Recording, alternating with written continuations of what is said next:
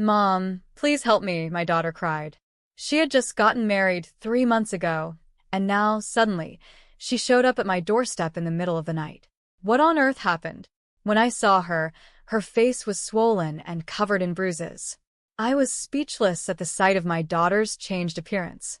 Then, as I listened to her story, I trembled with anger. This is unforgivable.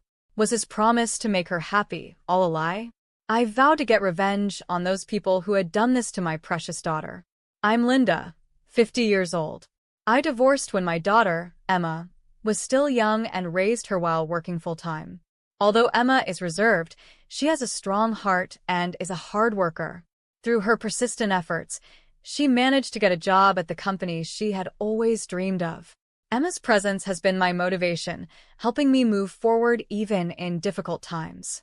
So when she told me, "There's someone I want you to meet," my heart fluttered with joy. The person Emma introduced me to was a man named Jack, who worked at one of their client companies and was 7 years older than my daughter. He looked dashing in his suit and greeted me cheerfully. He seemed serious and sincere at first glance. "I've come today to ask for your blessing for Emma and me to get married," he said.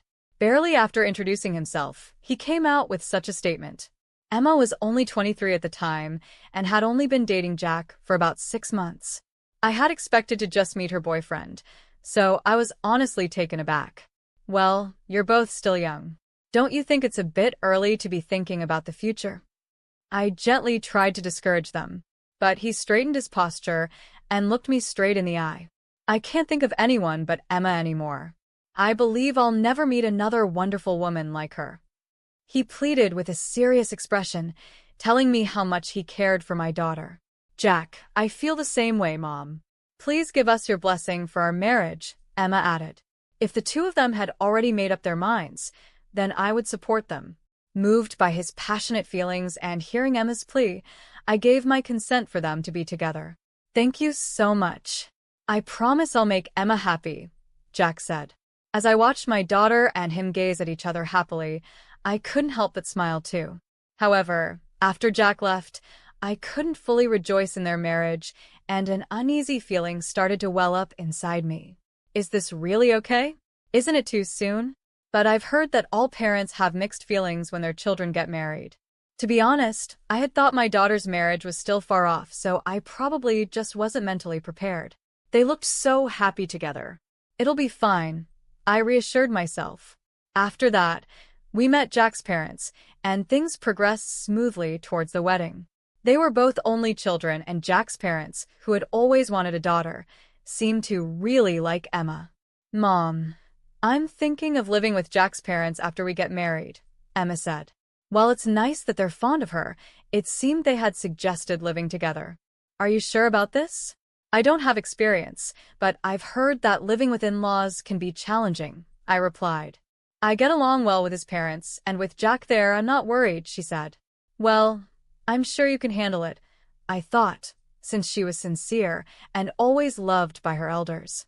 Besides, their family home was only a 20-minute drive from my house, so I felt reassured that I could rush over if anything happened. And so, after the wedding ceremony was over, my daughter's new life in her in-laws' home began.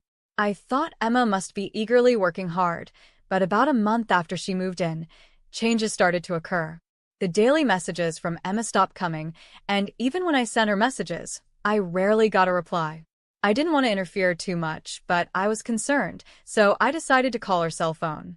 "Mother-in-law, what's the matter?" To my surprise, it was Jack who answered the phone. "Could I speak to Emma?" "She's in the bath right now." "Don't worry, she's doing fine," he said. His tone was soft but somehow left no room for argument, and I ended up hanging up without hearing my daughter's voice. After that, there were still no messages or calls from Emma. I decided to go and see her in person. Jack's mother had told me to come visit anytime, so I went to their family home on the weekend. Jack's mother responded through the intercom, curtly telling me that Emma was out with Jack. "I'm sorry for coming suddenly. Do you know what time they'll be back?" When I asked this, all I got in response was a big sigh. "You should call before coming." "I don't know when they'll be back," she said. Feeling that she had a point, I couldn't say anything more and had to leave. I wondered if I was worrying too much, but it felt like Jack and his mother's attitudes had changed from before the wedding, and I couldn't shake off this bad feeling. After much deliberation, thinking I'd feel better if I could at least hear her cheerful voice, I called Emma's workplace. To my shock, I was told that she had already resigned. Moreover, they said, "We're in trouble because she quit so suddenly. There's no way Emma would quit her job like that." When she received the job offer from her dream company, we cried tears of joy together. Besides, Emma was excited about balancing work and housework, so it didn't make sense for her to suddenly resign. Something is definitely wrong. But what should I do? Even if I visited Jack's house again, I wasn't sure what to expect. If only they'd let me see Emma. While I was debating whether to contact the police, the incident occurred. It was 2 days after I learned about my daughter's resignation, in the middle of the night. Suddenly, the doorbell rang. What? Who could it be? At 2 a.m. Suspiciously, I peeked at the intercom screen. It was dark, and I couldn't see clearly, but from the figure, it looked like Emma. I ran to the entrance and hurriedly opened the door. "What happened? I've been so worried because I couldn't contact you." "Mom, I'm sorry." My joy at seeing my daughter was short-lived. The next moment, I was shocked and lost for words. Emma's face was unrecognizable, swollen, and covered in bruises. What on earth happened to you? You're in such a state." For a while, my daughter trembled and cried, and I just rubbed her back without saying anything, trying to calm her down. Emma began to speak haltingly, her voice choked with emotion. As I listened, it became clear that immediately after the wedding, Jack's attitude had changed completely. He said, "You've come here as a wife, so you should serve us," and treated her like a slave. The terrible state she was in was the result of Jack and his parents. I had suspected as much when Emma came running to my house, but as I heard the details, I trembled with anger. "I didn't want to trouble you, but I'm sorry." Seeing my daughter cry like this, I felt a desire for revenge against them well up inside me. I wanted to make them suffer the torments of hell. I vowed in my heart never to forgive Jack and his parents, who had promised to make her happy, but had hurt my daughter so much. For now, I let Emma rest and decided to confront Jack's family once daylight broke. The next morning, we first went to the hospital to have her injuries treated, and then I drove with my daughter to their house. As expected, they were in an uproar, having noticed Emma's absence. "So, you took her after all?" Jack's father shouted angrily when he realized it was me at the intercom. "Can you explain why Emma is in this condition?" I asked sternly, unfazed by his response. Next to me stood my daughter, her cheeks still swollen with bandages on her wounds, looking pitiful. Seeing this, they seemed to become conscious of the neighbors' eyes and let us into the house. The three of them faltered for a moment, but soon showed their true colors. Jack's mother glared at Emma and said with a sneer, "We were just disciplining her a bit because she wasn't working properly." "What are you saying? And Jack, didn't you declare that you would make my daughter happy?" "Well, that was on the condition that she fulfilled her role as a wife properly, but she was too preoccupied with her job. That's why I submitted her resignation letter for her," Jack responded coldly. Emma hadn't quit her job voluntarily. Jack had submitted her resignation without her knowledge. She tearfully explained that by the time she realized it, it was too late. Apparently, the reason was that Jack didn't like that Emma's work had become busy, and she was coming home later than him. Emma was working hard because she was happy to be employed at her dream company. "That's not my concern. If she can't balance both, she has to quit," Jack said as if he had done nothing wrong. He's right. The other day, it took her an hour just to make dinner. "She can't do a single household chore properly," Jack's father added, joining in the attack. My daughter's shoulders shook. If that's the case, couldn't Jack's mother have supported her? However, Jack's mother crossed her arms and said in a strong tone, "When I came here as a bride, I was made to do everything and told to learn through experience." "That's right. It's generational change, but I was watching over her properly," Jack's father added, as if to say they had done nothing wrong. They nodded at each other. Apparently, Jack's mother had pushed all the housework onto Emma while doing whatever she wanted. Moreover, Jack's father, who had already retired and was at home, had been constantly monitoring Emma, interfering with everything she did. They had even taken away Emma's phone to prevent her from telling me about this. When I visited their house, they had restrained her to prevent her from going outside. And this wasn't all. Emma had believed that Jack would change someday, that he would help her despite the terrible treatment. But Emma's hope that Jack would change was in vain. The treatment from her in-laws only escalated. They made her eat leftovers and, claiming it was a waste of gas, barely let her use more than a trickle of water for showers. When Emma, unable to bear it any longer, told them, "This isn't right," it led to the unbearable injuries on her body. In response to my daughter's objection, they called her insolent and slapped her hard on the cheek. Not only that, saying they would re-educate her, they took turns beating her all over her body. Finally released, while covered in injuries, Emma felt her life was in danger. Waiting for the moment when all three were sound asleep, she fled from her in-laws' house. She walked for over an hour, barely escaping with her life, before arriving at our house. Before the wedding, they treated Emma preciously. Why did they change so much? I can't accept this. When I confronted them with a strong tone, the three looked at each other and smirked. From the beginning, I just wanted a wife who would obey me. I thought Emma would make a good servant, Jack said nonchalantly.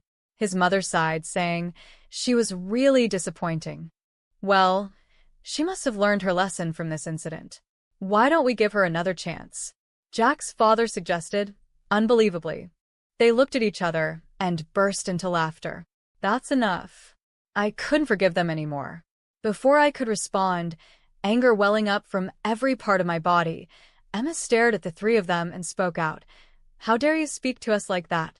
When an angry Jack tried to grab my daughter, I quickly restrained him in a hold and pinned him to the floor, immobilizing him as he struggled. His parents stood dumbfounded at my quick movement. "I didn't mention it before," I said, "but when I was young, I was on the verge of making it to the Olympics in wrestling. I had to give it up due to an injury." I increased the pressure on Jack, who was pinned down, and he started flailing his arms and legs with tears in his eyes. When I loosened my grip, he slumped down, sitting weakly. How pathetic.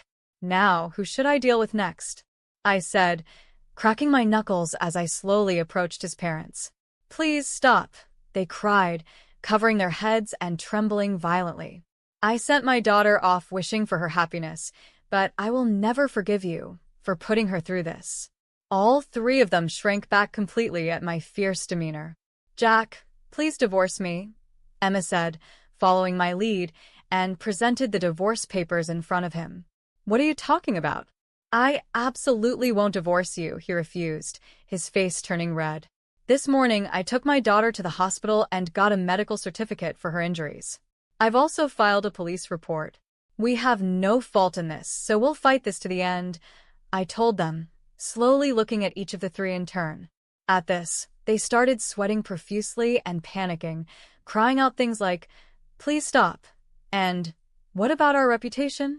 "I want a divorce as soon as possible," Emma said, looking at them with disgust. "I look forward to seeing what happens to you now. You'd better regret what you've done." We gathered Emma's belongings and headed for the entrance. "Wait," we heard Jack's pitiful voice behind us, but Emma and I left her in-laws' house without looking back. After that, the divorce was successfully finalized, and Emma claimed $50,000 in compensation from Jack. The police report was also accepted, and the three of them were questioned by the police, although they were released soon after. I heard that the police also came to their house to inspect the scene, which became a topic of gossip in the neighborhood. They were now being looked at with suspicion. When Emma told her former colleagues about the mistreatment she received from Jack, the news spread to his company, which was their client, and Jack was removed from the fast track to promotion. Meanwhile, Emma slowly healed her mental and physical wounds at our home and then started moving forward to find a new workplace. As for me, my life is still far from over too. In fact, I've started training again because I want to get involved with wrestling once more. They looked at each other and burst into laughter. That's enough. I couldn't forgive them anymore. Before I could respond, anger welling up from every part of my body, Emma stared at the three of them and spoke out.